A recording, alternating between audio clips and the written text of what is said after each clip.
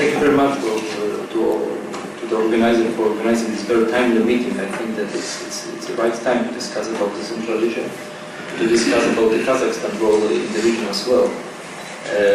You said, the Parliament said about the growing role of the Parliament in the process of the foreign policy, and just should say about the smallest role of the presidency, rotating presidency after the Lisbon Treaty. So let me start from the very, let's say, minor remarks about our initiatives we made as a Polish presidency towards Central Asia. As you know, Poland is oriented to the east, and we developed relations with the eastern countries mainly, and among them Central Asia as well. So during our presidency, we put on the table three main issues, maybe not main issues, but main initiatives. One of them was the meeting of the development ministers, informal meeting of development ministers on Central Asia, which took place in July, where we discussed mainly the questions of how to reorganize the development policy towards the region. The two topic countries during these discussions were Tajikistan and Kyrgyzstan mainly, but the discussion was very interesting, and maybe there will be a follow-up to that. There was another initiative which was also, we can say, as a Polish success. This is the question of the adoption of the mandate for negotiations on Trans-Caspian pipeline between the EU, Turkmenistan and Azerbaijan, which was adopted in September. We think it's a good step towards the establishment of the Southern Corridor. And this is, and the third one, it's very, very minor, but it's also very important, and some of the previous speakers said also about the issue of the terrorism threat. Poland has put as one of its priority in the Kotel group, in the Council, the fight against terrorism in Central Asia, and we will organize a discussion about it and some seminar in Poland in November, as far as I remember.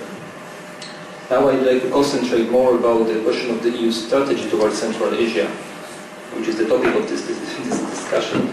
In 2007, when we established the strategy, the relations with the Central Asia were very, very small one. The EU has bilateral contacts, and at that time we think that it's very important to establish a kind of multilateral framework for the relations with the region, and put some basic forms of the multilateral cooperation with all countries. It is still in the agenda, and we think that the countries in the region, the 5 countries of Central Asia, should cooperate between each other, and the EU will always strongly support this cooperation. There are a lot of conflicts in the region, which concerns mainly water management. There are some minority issues also in some countries, and we think that it's very good to have a format to discuss about this issue with the EU. EU is also, during this last 5 years, the EU has grown its presence in the region very enormously, very visibly. Still, the potential that we should aim for, and we still can have more to say, more projects in this region.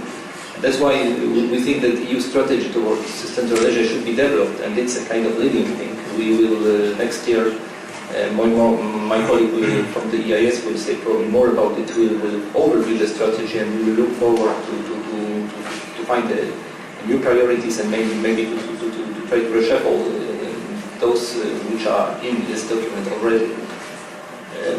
We think that it's very important to adapt the strategy to the new challenges which were not present in the region 5 years ago, and which appears now.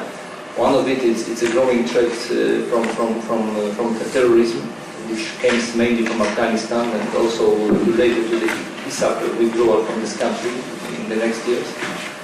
And also the growing threat of the destabilization in the region itself, which stems from the situation in some of countries.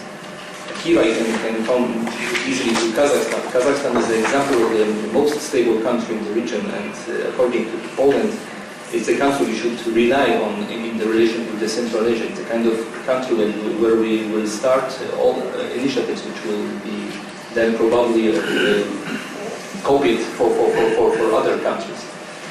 That's why Kazakhstan was the first country to start the negotiation of the new agreement, which will replace outdated CA. We think that the Kazakhstan war is not only because of its stability and economic prosperity, which is visible especially on the background of other countries, but also of its international role, which is growing. And we see that this tendency is not only the presidency in the OEC, but also very active role in other international formats like SCO, like custom union with Russia and Belarus, which brings stability, in fact, to the region and creates a good model for other countries. And I think that from our point of view, from the point of view of the European Union, the stability in Central Asia is the most important thing. And probably I will finish by some comments concerning the Kazakhstan way to Europe document. We appreciate very much that Europe becomes more and more visible in the Kazakhstan foreign policy. And we hope that this negotiation we started, and in which Poland was very active in promoting the mandate itself when the mandate was negotiated within the EU. And now when the negotiation has started, we will firmly support the swift conclusion of the negotiation. We strongly hope that these negotiations will also have impact on the internal situation in Kazakhstan, and will support the process of democratization of this country. And we see this program Way to Europe as a good starting point, and we will strongly support its implementation. Thank you very much.